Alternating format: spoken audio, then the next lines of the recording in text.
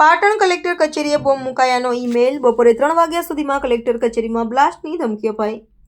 કચેરીના અધિકારીઓ કચેરી કર્મીઓને ઘરે રવાના કરાયા. પાટણની કલેક્ટર કચેરીના મેલ આઈડી પર બોમ્બ મુકાયો હોવાનો ઈમેલ મળતા હડકંપ મચી.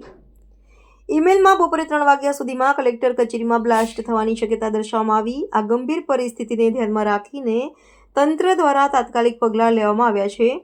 જિલ્લા કલેક્ટરે તાત્કાલિક તમામ કચેરીઓ ખાલી કરાવવાનો આદેશ આપ્યો છે અને અધિકારીઓ તથા કર્મચારીઓને ઘરે મોકલી દેવામાં આવ્યા છે.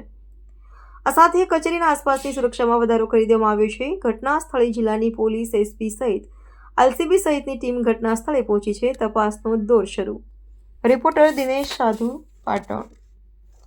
તબલી મચી ગઈ છે કલેક્ટર કચેરીના અંદર. શું વિગત છે અત્યારે પ્રાથમિક? એક ઈમેલ આવ્યું હતું કલેક્ટરના આઈડી ઉપર કે આ એક બોમ્બ થ્રેટ જેવું એમાં લખ્યું છે. આજે 3 વાગે પહેલાં જે આઈઈડી બ્લાસ્ટની સંભાવના છે એમ કરીને એક અનોનિમસ ઈમેલ આઈડી હતો. થર્ડ પાર્ટી ડોમેનવાળા નથી, થર્ડ પાર્ટી એક ઈમેલ આવ્યું. આ એક બેસિક પ્રિકોશનરી છે કે કોઈ પણ એક એસઓપી તરીકે બધાને ક્લિયર કર્યું છે.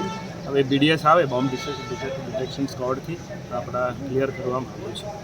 આ બેસિક એક પ્રિકોશનરી મેસરથી એસઓપી, કોઈ ખબરાની વાત નથી, કોઈ આઈડેન્ટિફાઈ નથી કર્યું છે આઈઈડી બાબતે. લગભગ આપણા કચેરીમાં 200થી ઉપર માણસ હોય તો બધાને ક્લિયર કરવા માટેની બેસિક એસઓપી તરીકે ઈમેલ આઈડી. કોઈ ધમકી છે એના અંદર? નહીં, કશું નહીં. કોઈ વિગત પણ નથી એમાં. કોઈ આટલું જ લખ્યું છે કે 3 વાગ્યા સુધી આઈઈડીની સંભાવના છે. ઉસી બેસિસ ઉપર આપણા ક્લિયર કરવામાં આવે છે. ઓકે.